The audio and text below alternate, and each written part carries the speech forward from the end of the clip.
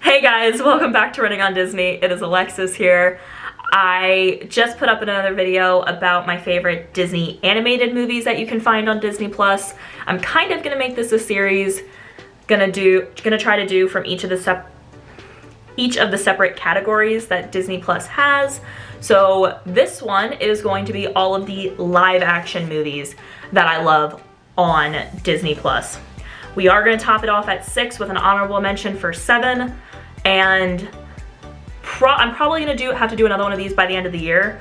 A lot of my favorite live action movies are actually going to be added in the second half of this year. So I'll probably do another one of these in like December. But anyway, here we go. Number 1 is Haunted Mansion. I've liked this movie for a very long time. It came out in 2004 and that's probably the first time I saw it. And I have loved it ever since. I loved it before I went to the Disney parks and I ever rode on Haunted Mansion, the actual ride. And I think it does a very good job of paying homage to the ride without letting that be its sole purpose, is to fully take over the ride. I like the fact that they kept the names the same. I like the fact that they have a lot of the things that you see when you go through the ride somewhere in the movie without it being like not doing enough to tie it into the ride, and also not focusing solely on what the ride talks about. I think it was a very well put together cast. I think they did the right story, and it's one of my favorites. So number 1 is Disney's The Haunted Mansion. Number 2, this one might be a little controversial because it is a sequel, and for the most part, we all know that Disney is not known for its breathtaking, almost as good as the original, if not better than, sequels. It is 102 Dalmatians, which is a direct continuing off of the first live action one. I think it has a great cast. I think the storyline is a lot like the original while still adding in factors that make it unique and make it more of like a continuance.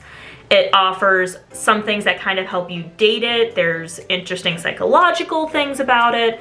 There's puppies, so many puppies. I think it does what a sequel should do without trying to be too much like the original for the most part. But it was very important to me as a small child. In fact, so it came out in November of 2000. That next year, I'm pretty sure, my entire birthday party was Oddball, which is the little puppy in that movie that can't, for some reason, get her spots until the very end. Spoiler alert. Spoiler alert, sorry, but it's been like 20 years almost. So if you haven't seen it, I think it's safe. I think we've reached the type of like statute of limitations on what is and what is not a spoiler. So number 2 is 102 Dalmatians. Number 3, like my animated list, this one encompasses all of the movies in this franchise, and that is the Princess Diaries movies. I can't say enough good things about the Princess Diaries movies. I think the casting was phenomenal. I love Anne Hathaway. And the Princess Diaries, I'm pretty sure was her first major movie role. I could be incorrect. The soundtrack was great. Outside of her, the casting was perfect. I mean, Julie Andrews, who wouldn't want to watch a movie with Julie Andrews in it? So the casting was great.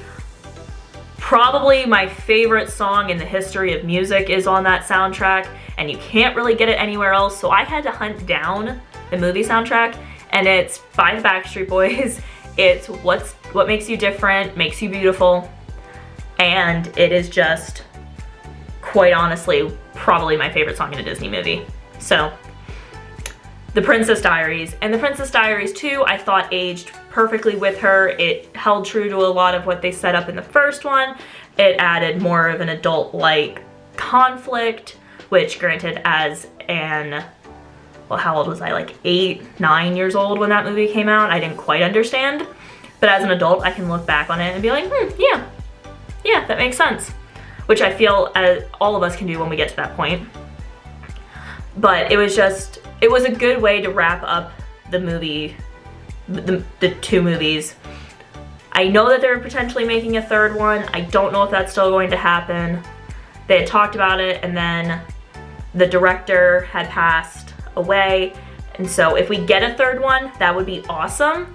If we don't, they wrapped everything up very nicely at the end of the 2nd one. So that is why number 3 is The Princess Diaries. Number 4,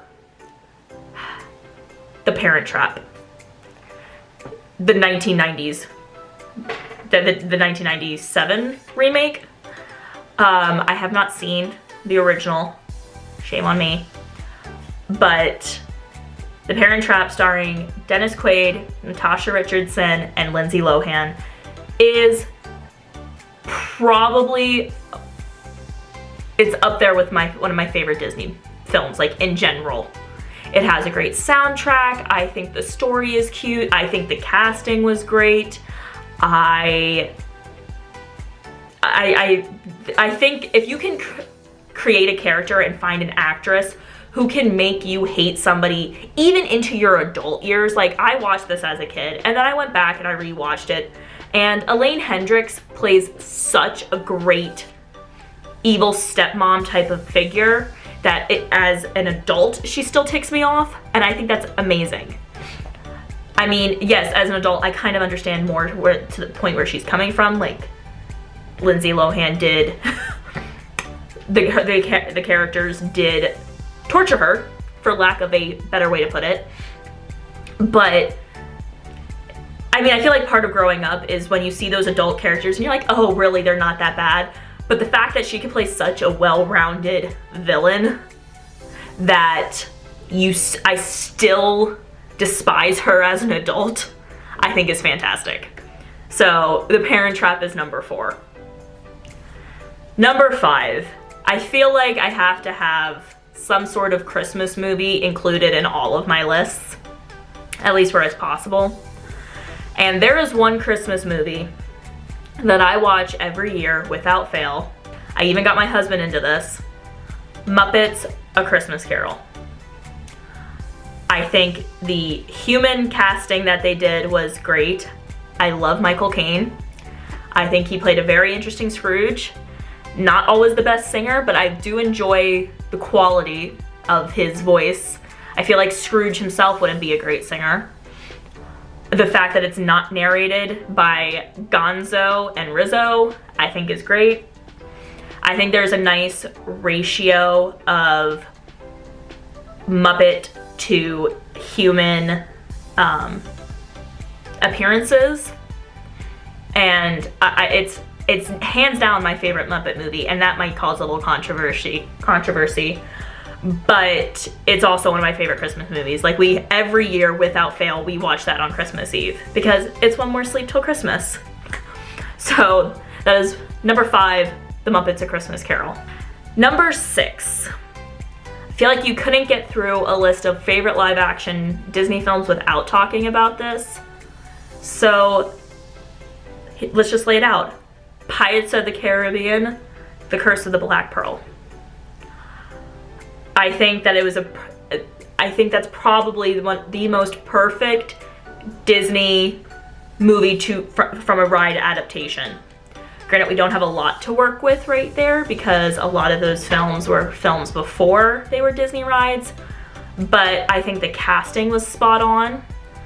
I think the storyline was original. I mean, not that there's a lot of piratey movies out there, but I think the idea behind it was really new and really unique. Even the sequels, which some may say aren't that great, I might agree in some cases, they still had a unique plot. not every movie was doing the same thing. So I thought that those were really well done. And plus, who wouldn't want to look at Johnny Depp and Orlando Bloom for 2 hours? So Pirates of the Caribbean, Curse of the Black Pearl is number 6. And the honorable mention. This one was a little hard because there is a lot of great live action Disney movies. It took a little bit of thought, and it's probably not going to be everybody's first choice, but I think that there's going to be a lot of people out there who agree with me. The Game Plan. The Game Plan is a little sports movie starring Dwayne Johnson and Madison Pettis and a number of other very amazing actors and actresses. And it centers around this little girl who finds her dad, and her dad is this big football star. I love this movie. There was a lot of things about this movie that I personally related to in my own life, and that I'm sure a lot of other kids can also appreciate and understand firsthand what this feels like. The soundtrack, all of the soundtrack with all of its Elvis covers was very, very good. In fact, that's kind of how I first got into Elvis, was through this movie, which is probably not the greatest thing to admit to, but it is what it is. And I think that not a lot of people liked it because it was just another sports movie. But I think the story was great, and I think at the end of the day, it's not a football story, it's a story about a little girl and her dad. And I think that that is something that a lot of kids need to see, is this type of relationship growing and forming and becoming the most important thing in his life. So there you have it. Those are my top 7 favorite Disney live action films that you can find streaming on Disney+. I am going to go back and I'm probably going to make one for Marvel. I'm going to potentially make one. You can't really make one for Star Wars. I might do like my top favorite 3, and even then it's not going to be very good because I'm not a diehard Star Wars fan. I might have a video featuring my husband for that one. So anyway, if you guys like this video, please be sure to give it a thumbs up. If you have not yet, please subscribe to my channel. I like to put out Disney content, military content, family related content, and I hope that you find something you like and consider sticking around. Anyway, I hope you guys have a great rest of your week and think the happy little thoughts. Bye guys.